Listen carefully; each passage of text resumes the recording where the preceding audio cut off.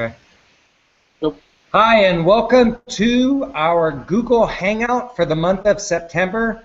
This month's special guest is John Devore, who's captain of the Red Bull Air Force, and we'll have a lot more about John in just a minute.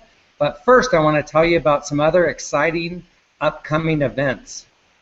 Next month, October 13th at 4 p.m., we have our One Life Fully Lived conference preparation hangout. This is for those of you that are attending our One Life Fully Lived conference, which is October 24th and 25th. You can get tickets for that at onelifefullylive.org. I think our dinner is already sold out for that. We do have tickets for the conference itself, so if you haven't gotten your tickets yet, please go to onelifefullylive.org today and register for the conference. Okay, so without further ado, I'd like to introduce Mr. John Devore. I know a lot of you are looking for a younger, more handsome MC for this show, Matt Aitchison. Unfortunately, Matty's car broke down, and you got the old founder himself interviewing John. And I met John last year at a GoBundance event in Tahoe, where John was nice enough to grace us with his presence. John's a very, very interesting interview here. Last month, we brought you one of the foremost authorities on finances and running a business, Mr. Robert Kiyosaki. This month, we are bringing you the foremost authority on human flying. As I said before, John is captain of the Red Bull Air Force team. He has done 19,000 combined jumps. I love his saying or moniker, if you will, gravity is my engine. And we first became aware of John in the book Rise of Superman, which a lot of us have read together, and John was featured in that. And so without further ado, here's Mr. John Devore. Welcome to One Life Fully Lived's Google Hangout, John. Hello, man. Thanks for having me. Excited to be here. Yeah. Well, we really appreciate you taking the time, John. So tell us, how did you go? I mean, how does a guy get to be in the foremost authority on human flight? Why don't you kind of give us a Reader's Digest of where you started and how the heck you got to where you are today, John? Yeah, you bet. Well, to start, you need to have passion for whatever you're getting into. And at a very young age, I was lucky that I found skydiving when I was 17 years old, and instantly I was hooked on it. And I had really no idea how to keep it as a part of my life, especially at that young age when you're getting pressure to go to university and turn into a doctor or a lawyer or something that everybody thinks is the big money makers out there. Well, me, I was really turned on by being in the outdoors, and I knew one thing that I wanted to do, and that was not live a conventional life behind a desk every day. And so when I found skydiving, I had one big goal, and that was to try to figure out how to turn it into a career. And so I simply packed my bags. I lived in Juneau, Alaska, and I put my car on a ferry, and my first mission was to get down to the largest drop zone in the world at the time in Arizona, and just jump my butt off until, crossing my fingers until hopefully something turned into a job and not just me spending money on a sport. So I was really blessed that when I found skydiving, there was a lot of things changing within the sport. Kind of a lot of things discipline-wise were growing. And I always explain it to people, and they understand it a little bit better, kind of like what snowboarding did to skiing when it came into the world. There was something like that happening in skydiving. People were starting to try to get off their bellies, just falling flat to earth, and they were trying to get more dynamic and flying.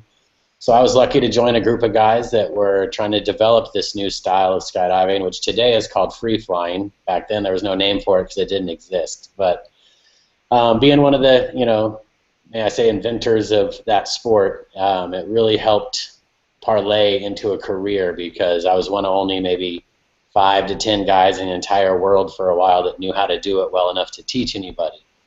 So that's kind of the stepping stones I used to get into skydiving as a career. And then once I was able to finance my life through the sport, although not making much money, but I was being paid in a lot of other ways, and that's just being happy with life. I was able to keep growing and growing my career and my sport at the same time, which has led me to way grander things than I ever could have envisioned back in the early days. So I want to touch on that, John, because I think a lot of people in our community can relate to something you said. You were being told to be a doctor, a lawyer. I think what you're talking about is coloring within the lines of what society would tell us is the safe route. Right. So I want to go down that path a bit with you, if you will. How you couldn't have had any idea that you were going to make a career out of this, did you? Or you know, kind of talk to me about those early years. Did you have your doubts? Did you have to like flip burgers on the side? How did all this go down? I definitely had my doubts. You know, to back up, I owe a lot of it to my parents because they were, at a young age, they were also very free-spirited and doing things like trying to open a bed and breakfast on a remote island outside of Juneau, Alaska, and things like that. So I was able to watch at least somebody chase their dreams and not just do what they were told was the normal and the safe route, as you mentioned. And so that was the beginning of me being inspired to know that I could do something different. But, you know, to be honest, the first couple of years of being down at the drop zone in Arizona, I'd blown through probably, you know, at an 18-year-old kid, I'd spent all my college money that I'd saved up, and every dime I had spent. And I had moments sitting in the airplane knowing that I only had like $500 left in my bank account, and I could either get another couple skydives or I could barely get a ticket back to Alaska to try to go work. And so that's what I would do when it got hot in Arizona in the summer. I would barely get myself back home to Alaska and did everything from working in fishing boats, riding the pedicab tour bikes for cruise ship tourists, to river raft guiding, you name it. Any job that I could find that paid well, I would take it on and try to stack my money up until I felt like I had enough of a nest egg to get back to my passion and hopefully keep continuing. I really saw it as kind of throw myself through my own style of college. And so I'd go home in the summers, work my butt off, and then go back to my version of school. And it was a lot of questioning moments because I was looking around and looking at a lot of top professionals in the sport, and yes, they were doing well, but I wanted to do much better than what I was seeing an average skydive instructor or tandem master that you'd normally meet out in drop zone. You know, I wanted to do better than that. But I didn't know how, but I did know that if I looked around the people that were 65 years old and crushing it and having the best career that skydiving could offer, they had a few unique things that in common with each other, and that was all that they tapped into sponsorship and they tapped into movie making. And so I knew somehow I needed to get my career to open those doors if I wanted to really be successful. So what I'm hearing is the early days, you were chasing it as a passion, weren't sure how you were going to make it, knew you loved it, had to go home every summer, work your butt off, make enough money to get back down to where your passion was. And then tell me about the first summer you didn't have to go back to Alaska. How did that go down? It was a big decision for me. It was a really big turning point in my life. It was time to either kind of go home because in Arizona that drop zone gets so hot in the summer it basically closes down. So at that time I was offered from a guy that, you know, I give a lot of credit for pretty much inventing the sport of free flying, which you know, I was a part of down there, a German guy named Olaf Zipser. He offered for me to move to Florida and open the first ever East Coast free fly school. And, you know, it's kind of California, Arizona, and Florida are the big drop zones of the country, especially back then. And so I knew it was a really big opportunity for me that going out there was at least going to be this initial rush of people that, you know, couldn't make it out to the West Coast. And so I kind of went out there with confidence that I would at least have a year of being very busy and I would be able to give it a really good shot. And went out there and threw caution to the wind and invited a couple of my teammates to come with me so I wasn't alone. And it all worked out. You know, I was as busy, if not more, than I dreamed to be. And step by step, just the career started growing and growing. We started focusing on competitions and things of that nature, which started leading to sponsors looking at us. And then once I knew I was in that realm of making it work, I never looked back. Nice. How did your sponsorship from Red Bull come about? That was a lot of right place, right time, and knowing the right people, and that's a big lesson in life. No matter what you're after, it doesn't have to be a weird abstract sport like skydiving, but I think I think I mentioned it in the talk I did with you guys in Tahoe. But my mom gave me a book when I was young called The Celestine Prophecy. Sure. And there's a lot you can grab out of that, but the big thing I grabbed was how to recognize coincidences and really, not just take them for that, but take them for, like, there's a lesson to be learned here, and this keeps repeating or coming into my life for a reason. And what that was when I was in Florida, a couple of the guys that I met and helped develop the sport with in Arizona decided to move to Lake Tahoe to open the first ever drop zone in Lake Tahoe. And they knew I was an Alaskan boy that loved the mountains and I was way out of place in Florida. So they were lucky enough that Red Bull, when they came to America, they chose Aspen, Colorado, and Lake Tahoe as their 2 test markets. And luckily, Red Bull's slogan is Red Bull gives you wings, and we have wings, so we fit in really well with that brand. So they called me and they offered me to come out and help open this drop zone, and they're meeting this new company called Red Bull, and I really didn't know what it even was back then. But they did say that there's a possibility of this good sponsorship. And so there was all these carrots being dangled in front of me. And really, the first time they called me, I told them no, because I thought what I had going on in Florida couldn't be beat.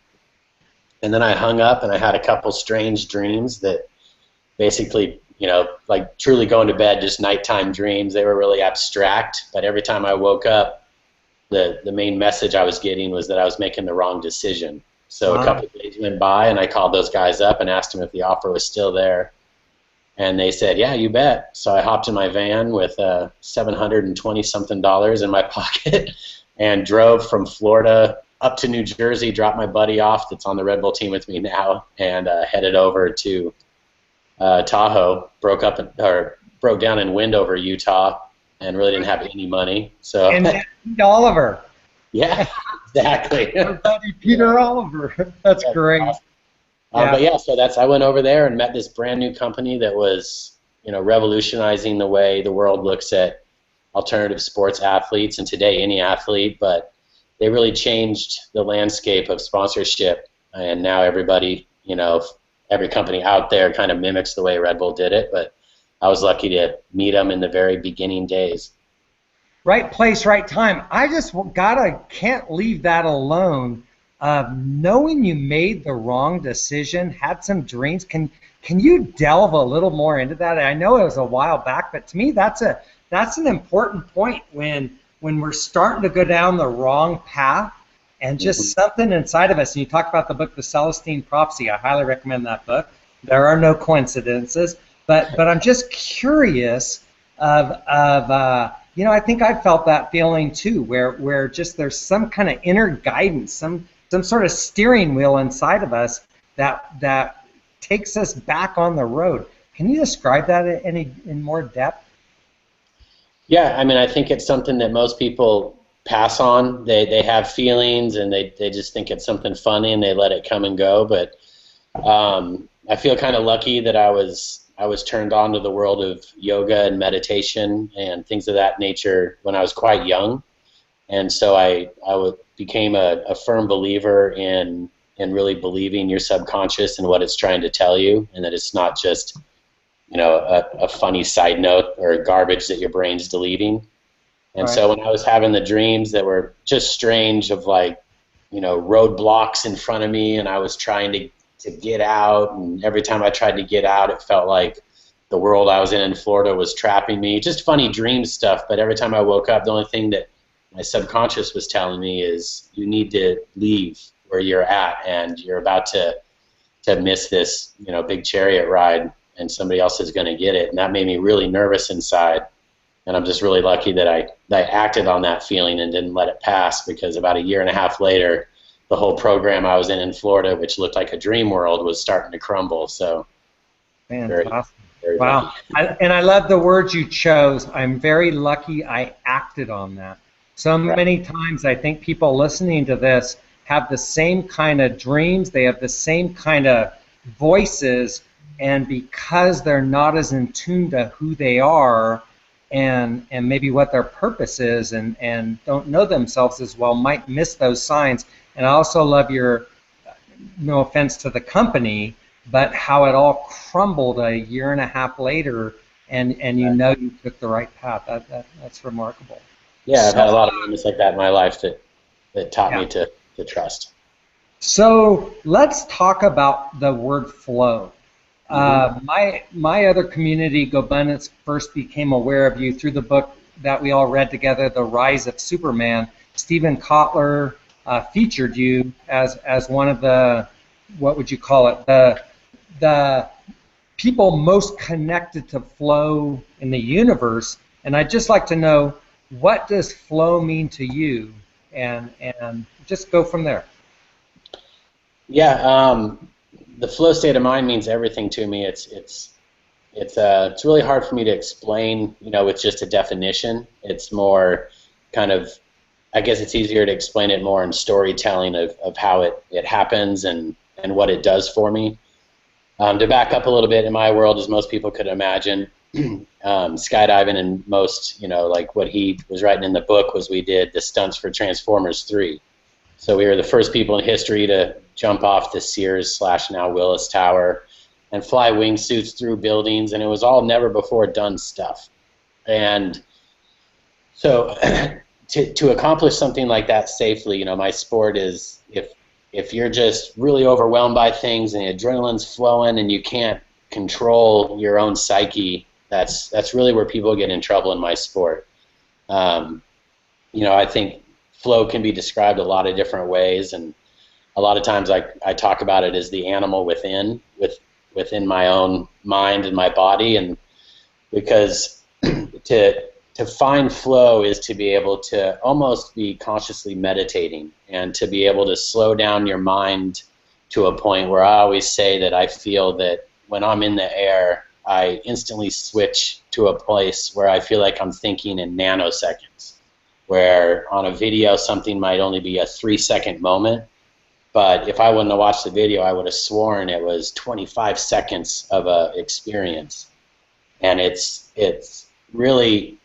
being able to really have time to dissect things that might be really intense, whether it's, in my world, flying down a cliff and with no room for error, or in a world of business where it's that gut check decision of making the big business deal, or walking away from it, what have you. And if you're able to find a way where you can let all the distractions that are coming in, if you can put up a wall and block those out, and you get into that meditative flow state where you're very focused on the exact task at hand, that's always the goal. And it's most important in my sport, because if you don't have that, you're probably going to make a very fatal decision, to be blunt. And so it's something that I really try to focus on in both my meditation, to be able to find that feeling where you slipped into that dreamlike state. And there's ways that I've found that I think I'm able to achieve it easier, and that is repetition in training. And I think whether it's in sports or anything in life, the more you do something, the more you're able to obviously be practiced and be instinctual at it, so you can not have to worry about the bells and whistles of what's going on, and you can really let your mind focus on one track and really lose yourself in the moment, and trust what you have trained yourself to do your whole life is gonna happen without you overthinking it, and you can think about the exact task at hand. So it's always my goal. That's beautiful, John. So when you're in that state, do you ever come to something you have to do, for either training or performing, where you're just flat out not feeling it, and maybe you just feeling off? How do you approach that? Yeah, almost always that happens, to be honest. I live in a world of almost, I don't want to say fear, but if you're not afraid of what you're doing in my world, you're going to get yourself in trouble. And so it's something that I think the more you try to practice it, it's almost like what people understand better is meditation. A lot of people get frustrated with it because you might be trying to meditate in a peaceful environment, and if something distracts you and you go out for a moment and you come back in and out. Well, that happens nonstop with what I do, everywhere from I think I'm on a certain flight path, and then when my buddy cuts in front of me and it almost takes me out of my flow state, and now I'm nervous about, am I going to get run over, or is this going right or wrong? And at those moments, that's where I feel it's the most important to trust your instinct and your gut, where if you're starting not to feel it and you're starting to second guess yourself, you're only slipping further and further away from that flow meditative state. And the more that happens, like repetition, the more you can identify it, and that's where you do start to back down a little bit and realize that this isn't going to be the one where you're going to go right through the bullseye and around that corner, where you're going to give it a 10-foot buffer and and take your time at it. And so it's you got to just train, whether it's in the world of business or sports. The more you do what you're trying to accomplish, the better you're going to be at it. Very nice. I want to take it a little sideways. You had mentioned a flow state in business, and a group of us from One Life Fully Lived and GoBundance actually went and saw Stephen Kotler talk in Squaw Valley Institute, Tahoe, and he talked about how flow state is more instantaneously, and I don't know if I said that right, but you can't have it for a long time.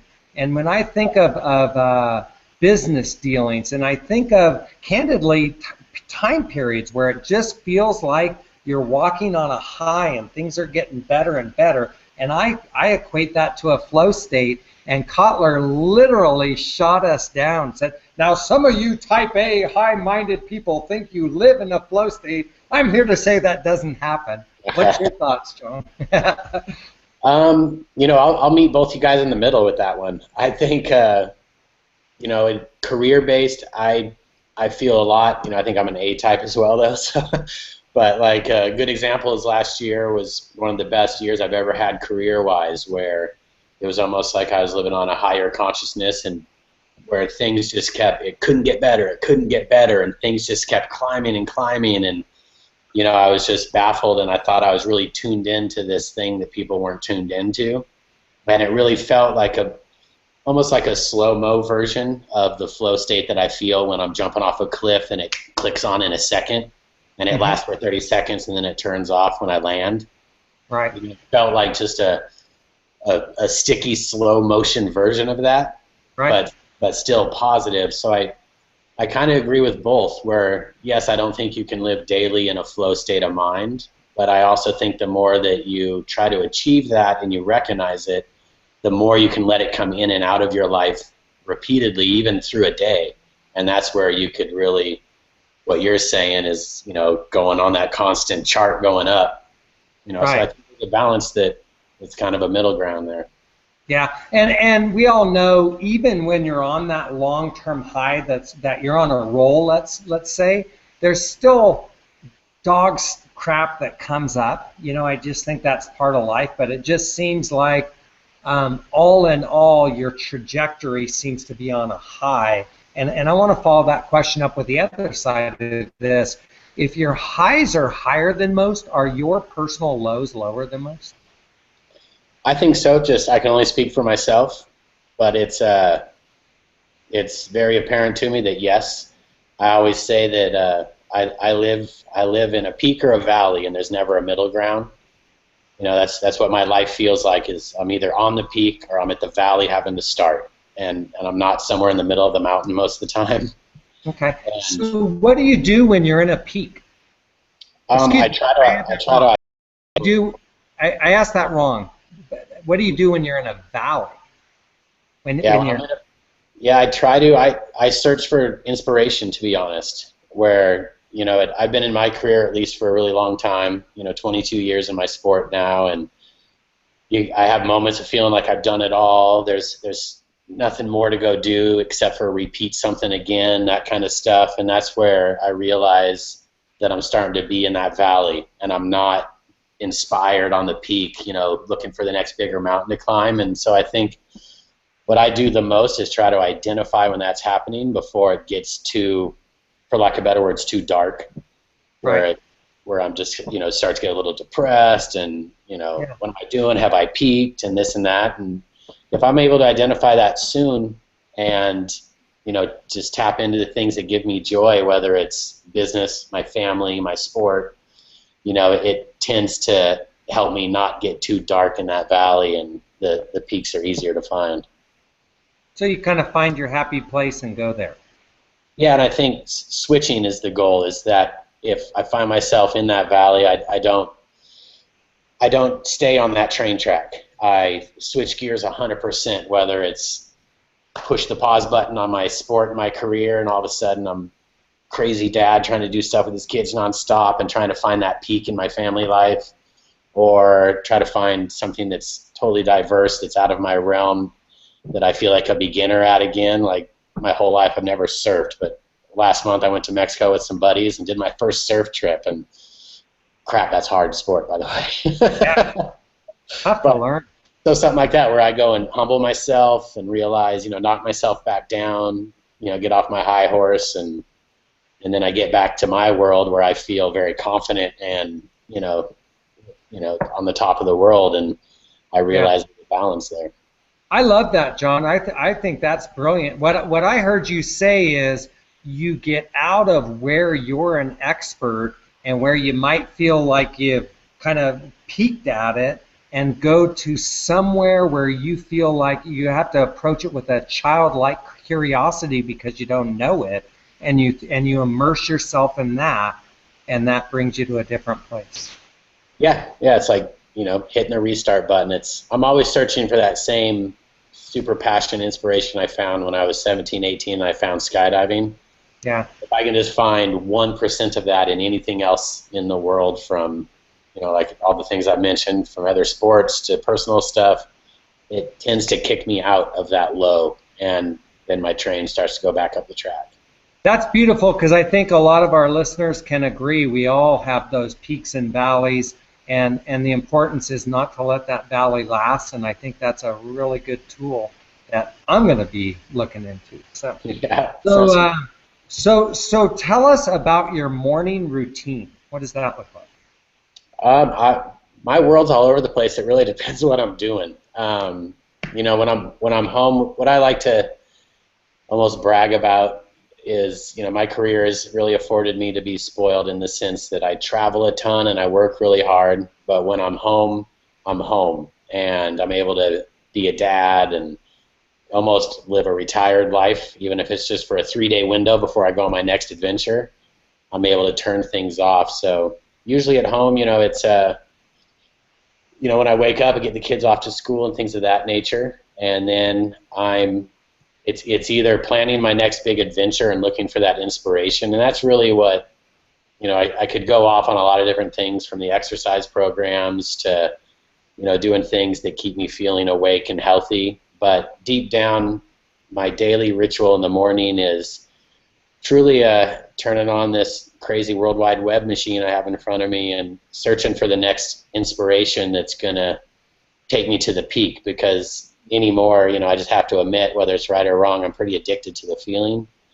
And so I'm in a constant search for it. And, I just can't imagine being idle for too long. So I'm looking for that next inspiration. Cool. So tell us about the latest project you just did, Point Break. Tell us how that came about. What were the exciting pieces of it? Ooh, yeah, that was full of a lot. So I was, to back up just a little bit, 1991, the original Point Break movie came out. I was a junior, sophomore in high school, something like that. I had just got my driver's license and saw the movie. And I knew right then, I want to skydive so bad. And so flash forward to last year, or not even last, right now, I got a phone call and from Erickson Core, the director, and a few other people, asking me, because of what I've accomplished in my sport and my career, if I feel like taking on being the aerial coordinator of the new Point Break movie. They rebooted it, and they did a remake.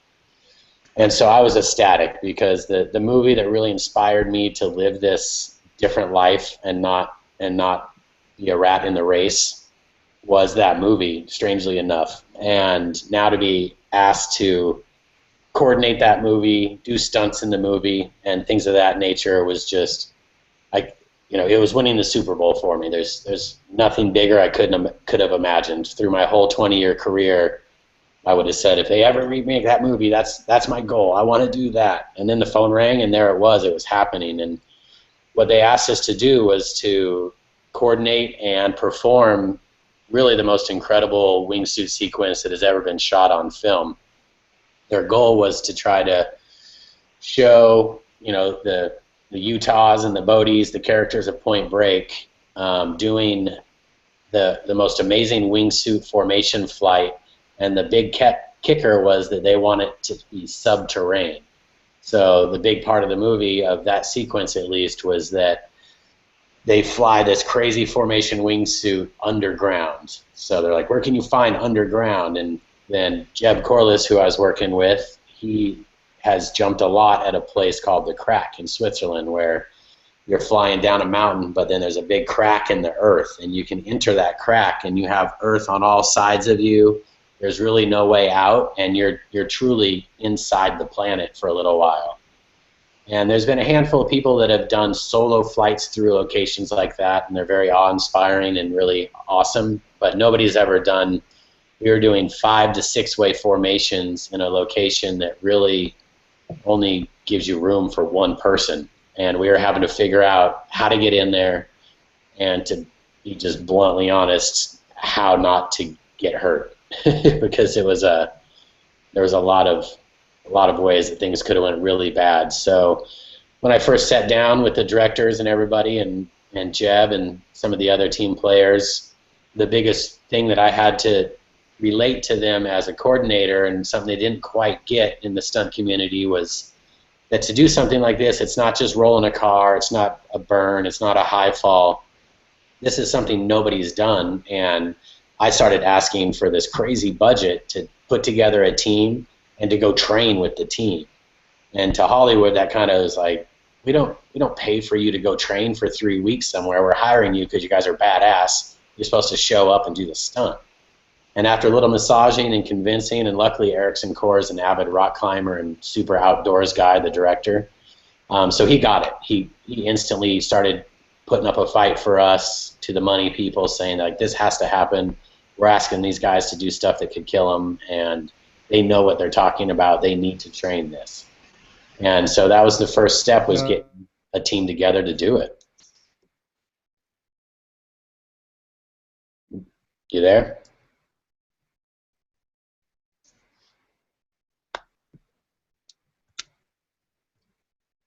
We can hear you, John.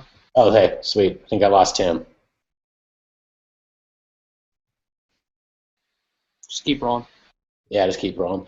Yeah, so I'll just keep talking about the movie and the sequence of what we did. So, yeah, we were lucky enough that we were able to get a budget together to start with doing a week of rehearsals at a really safe location, which is a skydiving center.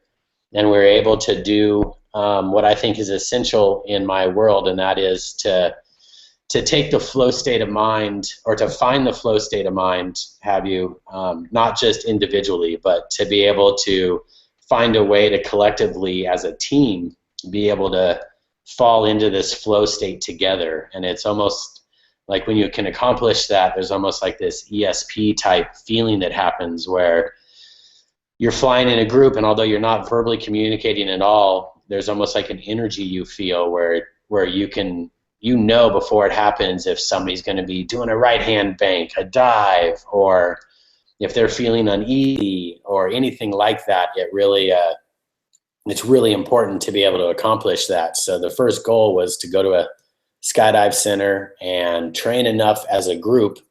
Even though we all knew each other, we had never trained together. And so it was really important to get that synchronicity with each other before we took it to the mountains where there's really no room for error. And so we did that at the drop zone, and then we hopped on an airplane and were able to go out to Europe, out in Switzerland, where there's amazing locations to jump.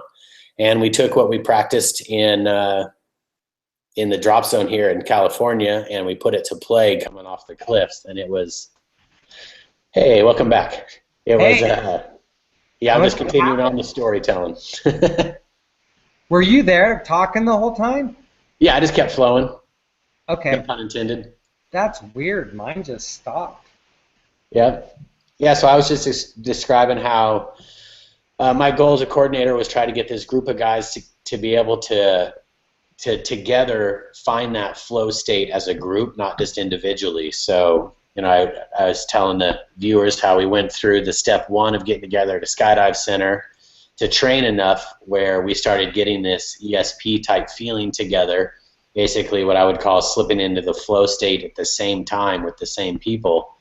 And then once we felt like we were accomplishing that, we then took it over to Europe into the big cliffs in Switzerland, and we took it to practice, and it was working flawlessly. So we stair-stepped from a skydive center to a no-pressure base jump situation to eventually 3 weeks later after rehearsing, that's when all the pressure was on, the cameras were on, all the big money people were there, and it was time to, you know, to do everything we said we could do. So it was a big journey to get there, and to get there confidently, where we knew that we were showing up with every tool imaginable for our world, and we were as prepared as we ever could be.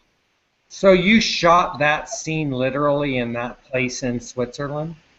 Yeah, it was all, you know, definitely for the viewers out there, it comes out on Christmas, so go watch it. But everything you see in the wingsuit sequence is 100% real. You know, I'm not bragging when I say this, but it was filmed so well that even I've seen almost all the outtakes and everything, and I'm sitting there like, the audience is going to, there's no way they're not going to think this is not CGI, computer-generated stuff, because it's just, by the end of us shooting, it was so unbelievable, and we started getting really artistic with lens choices, compressing, you know, putting on a long lens so the ground would compress, and it made it pretty unbelievable, even to us that have just landed and we're looking in the video van, they're looking at the footage, and it just doesn't look real. So it's a very proud moment for all of us involved.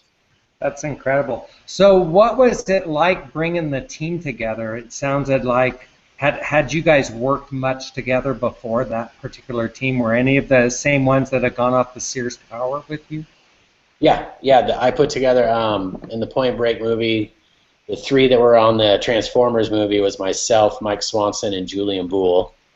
And Julian was the camera flyer for the Transformer ones, but he was a flyer in the Point Break. And then I tried to get a few of the other guys on, but without going into why, it just didn't work. But my main goal was to find the people that I truly considered to be the very best in the world at what they did. And I knew them all. The other guys I brought on, I knew them very well. But we had never trained together as a team. We've been on projects and this and that, but never worked side by side as a group like we did in Point Break. So it was very selective, and really there's a lot of opinions out there if you asked other, you know, professional wingsuit pilots and stuff. But I really think there's like a small list of 10, maybe 15 people out there that would probably make the best in the world list. And there was no room to really break away from that list. You had to stick with it.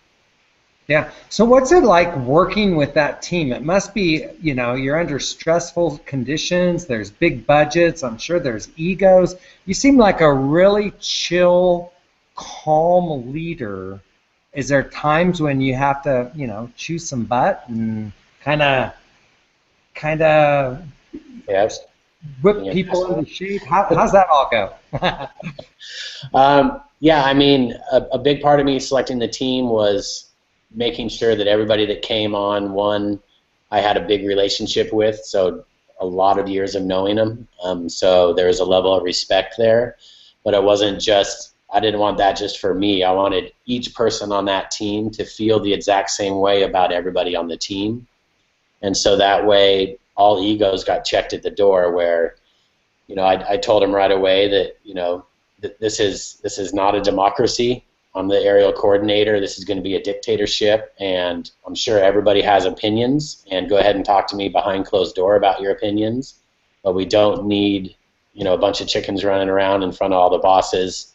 Even if things go wrong, we don't need people speaking up in front of the right or the wrong people that there is on these type of jobs. Especially, there's a hierarchy, and that's going to keep people safe and alive. And even if I felt like somebody on the team maybe even had more experience or skill than I did, it still was that I probably had more experience and skill than they did at coordinating and working with the suits and the people like that. So I had a big conversation with everybody, and I would not have invited them onto the project if I felt like we'd ever be butting heads. And we went into it with that super clear, and nothing ever came up. Wow. Well, I love your style, John. You could tell you just want to fall in and say, all right, Devore, what do you got? I'm ready to roll. Yeah, it's fun. So I'm going to ask you the one life fully lived question. Where do you see yourself in 5 years? How will your life be different?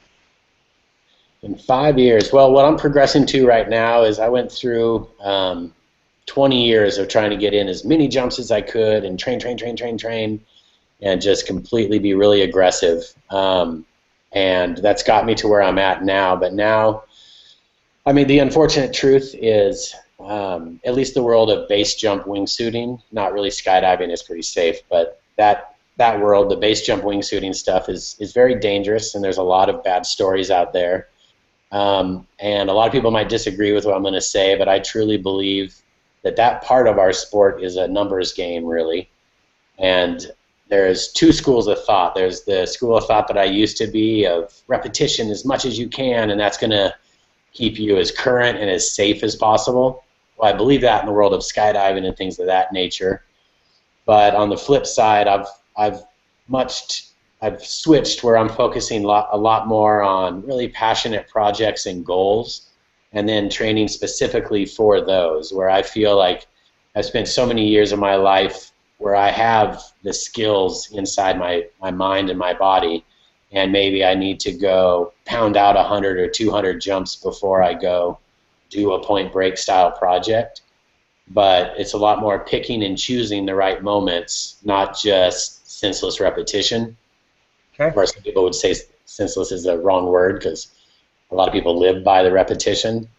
So I don't knock either, but I've just seen a lot of crazy things happen. So I'm trying to limit my numbers a little bit and really try to stair-step myself much more. I would give it probably more of a 10-year goal, where eventually I'm trying to dial myself into 100% of a coordinator role and not having to be the guy that's dragging his toes in the dirt at 100 miles an hour. Although I love it a lot, and it's going to be hard to tone that down a little bit. But that's kind of my goal. I'm watching my little kids get bigger and bigger, and there's no way I want to miss any of that. So I can't be so selfish as to charge as hard as I've been over the last 2 decades. So really, my goal is to start wearing a bigger, coordinator hat and a smaller athlete hat, until one day I'm sitting behind a camera and just telling people what to do. Yeah. So that's kind of my goal, is getting I've been lucky to start getting a lot of coordinator jobs in commercials in Hollywood, and so far I think I've been doing really well, and trying to convince that world that I'm the right guy to call when it comes to put pieces of the puzzle together. What's the next big project you're working on? Right now, it's been my lifelong project, and if anybody listening has any political power in Alaska, please feel free to call me and help me. But I want to be the first guy to ascend, so hike Denali, which is Mount McKinley, but now renamed Denali, which is a good thing they did that, in my opinion. But I want to be the first one to summit it and then speed ride down it. So that's another part of the sport that I'm really passionate about, and released a movie in January this year called The Unridables, the Alaska Range. And what that sport is, it's a combination of big mountain skiing combined with high-speed parachute flying. And it's really taking off, and it's really shaken up the big mountain world, whether it's skiing or pioneering climbing and whatnot, because with these little wings in our backpacks, we're able to play on parts of mountains that were previously thought unrideable, as the movie says. And so that's really, if I could accomplish that as my ultimate athlete project, I think I would hit the pause button a little bit and really rethink what I'm doing and my goals. But at the moment, it's a silly law, and it's not in effect because of anything we do, but there's a law written for national parks that there can be no in-air deliveries, and parachuting lumps into that law. So that's why you don't see base jumping in off Half Dome in Yosemite or any of the Zion parks, or you name it, Grand Canyon, any of that stuff, because it'd be a felony trespass just for doing a sport, which is crazy to me because people can rock climb it and river raft it all day long, but we can't skydive into it, and I can't even climb a mountain and ski down it with a parachute over my head. I can ski down it, but they put a parachute over my head, now it's illegal. So all I need is some governor or some government official that has the power to write me that magical exemption letter that allows me to go do it without getting in trouble. So if there's anybody in the community with any legs in Washington, see what you can do. Help John Devore out here. Yeah, so I'll get John, we're going to be wrapping this up in a minute. First of all, is there anything that we haven't touched on that you want to make sure you get out for our community? I mean, there's a lot, but probably the biggest thing that we haven't talked too much about directly, but I've definitely touched on it a ton, is something that I give most of my success, I credit most of my success to, and that is identifying an amazing team and realizing who you have around you and trying to build a team of people that you trust and that are always trying to inspire each other to step up whatever level you're at in any part of life. It's whether it was that first group of guys I've met in Arizona that we were starting to develop a sport, or the team that I started honing in on and eventually it turned into the Red Bull Air Force team. All of our success is because we are trying to make everyone on our team better and more successful. We're not just after personal goals. And I've watched us, leaps and bounds over the people out there that are just individual athletes and very much about themselves and only promoting themselves, where they might have moments of success, but the longevity and not just the success of being able, to have a team that comes up, but just kind of the happiness and how fulfilled you feel if you're able to surround yourself by like-minded people that have common goals is really important. So let's touch on that. And I want to go back to your early days, because I think a lot of people in our community are either just having breakthroughs or are probably closer to those days than what your team is now. Let's say on the other end, you're pro, you're working with the best of the best. So go back to those days and identify for me, what do you look for in a teammate? How do you know these are people that you want to surround yourself with? And what's your philosophy on how to find these people, how to get them, how to help challenge them? What's your thought process on how to do that, how to help bring each other up? What does that look like to John Devore? Yeah, that's a hard question, really. That's a stumper a little bit, but really it's what I look for is one. I mean, everybody knows it, whether it's trying to build yourself up or not, but when you instantly click with somebody and you just feel there's an energy there, that there's something to build on. So that's kind of step one for me, is you can't, I've never forced myself into a situation where I go onto a team or try to accomplish a goal with somebody just because they're badass at it. If I don't feel that other personal kind of unexplainable connection, I kind of let it go, because I know there's not much future there. There might be that one moment that it comes in a wave and woo, that was awesome and everybody succeeded, but then you're back to square one. You've lost your team, you've lost that person because you're not really connected to them. So the first thing that I've really done is I've really identified who in my just immediate area that I've started to become friends with, and that I have this, I want to hang out with you whether or not we're doing our thing. And that's something that's really important in what I've done, is that I want to hang out with you whether it's at a birthday party or jumping off a cliff, And if I have that, it's first gear of building the team like you're talking about from the beginning. And it's people that are like that, if you have that feeling and that friendship and that bond starts to build, you're gonna just naturally or organically bring each other up, because you start to care for that person. And that's something that's really important. And it's not just about business or money or fame. It's about, I'll have tears in my eyes when I see my buddy on the podium winning the gold medal, even if I got my butt kicked. I'm not sitting there like, screw that guy, and I'm not going to invite him on the next job because now he's going to make me look bad. That's something that's really important.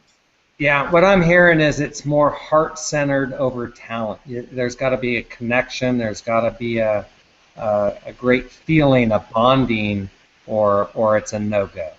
Yeah, whether it's a defying moment where you're flying through some crazy location off a cliff that could kill you, and you got this buddy on your six that you have to trust not to run you over or do something that's going to kill you, and you can trust him not just because he's badass at what he does, but because he has an emotional connection to you like a brother or sister. Mm-hmm. And it's a lot different than if I'm flying that same thing and I know that guy's awesome at what he does, but he doesn't care about me. He's not going to shed a tear or something, and that's what I'm looking for in a team, is much more somebody that I'm going to be on a rocking chair sipping a beer with, telling stories. So think about this for your mastermind buddies, everybody, is may not be that person, this person's so much further than me, I want to connect with them. Who do you feel comfortable just hanging out with, that you want to share your goals with, and you feel comfortable sharing your life with? Grow with those people. So John, one last question. For our young people just starting out today, any advice to them as far as following their bliss? And I'm thinking of a lot of the young hustlers I know who are kind of unconventional and are going about things a little different, setting their own rules and getting a little blowback from their parents. What advice would you give them? Number one is trust yourself. Really, if you're questioning yourself, maybe take that time out and, whether you're meditating on it or whatnot, but really think about it. But deep down, what's gotten me to where I'm at is truly realizing when there's a big moment that I've taken a deep breath for a week, who knows, but I've taken time to really not just have a gut instinctual reaction, but does that gut feeling stay with you? Is it right? Does it just feel right, even if you're being told it's wrong? I'm sitting on an airplane when I'm 20 years old, broke as could be, while I'm watching everybody else go get jobs, this and that, and I'm like being told nonstop what I'm doing is wasting my time and my money by a lot of people. But I knew deep down that it was right, and that my goal was to turn my passion to my profession, and I knew I was on the right path because it just felt right. And so that's my number one thing to people that are young, to be more specific, young jumpers in my sport that are like, how do I get on the Red Bull team, and how do I do this? It's trust yourself. You know if you're doing the right thing deep down, and even if you hit a hurdle and even a setback, it's not the end. It's not the end of the world. You need to trust yourself, because only you know what's going to make you happy, and that's really what life's about, is being happy, not famous or rich or whatever. Those things will come if you are on the right path. That's right. That's one life fully lived, John Devore. So tell us, how could people contact you if they had any further questions? Yeah, it's easy. You could either go through, the world of Facebook, which everybody knows and loves. Just put my name in there, and you'll either see my personal or my athlete page. If you forget my name, you can remember the Red Bull Air Force. We have a page you can contact me through. Hit me on Instagram at John Devore, and I'll reply to you. Just all the normal social channels. You can find me pretty easy anymore. And I love to talk to fans or just people with random questions. So please don't hesitate to fire some stuff over my way, and hopefully I can inspire you. Thanks, John. Well, as you guys can see, it's been a real pleasure. John's a very down-to-earth, just tell it like it is guy. We really appreciate you taking the time with the One Life community, John. This recording, it will be available tomorrow. If you want to pass it on to your friends, Andy will have it up on the One Life community. If you haven't signed up for our conference, it is October 24th and 25th in Sacramento, California. John, thank you so much for being our guest today. And look for his movie Point Break coming out at Christmas, right? You got it. All right, yeah. And you can also see him in what? Transformers 3, Batman, all kinds of, yeah. Iron Man. We just did all the car scenes for Fast 7. Did the coordinator for the San Andreas with The Rock. The list goes on. It's pretty cool. But definitely go to iTunes and check out the Unridables, the Alaska Range. If you love big mountains at all, it'll be inspiring. That'll be where I'm going. I love it. All right, John, thanks again. Andy, take us home. Thanks for having me.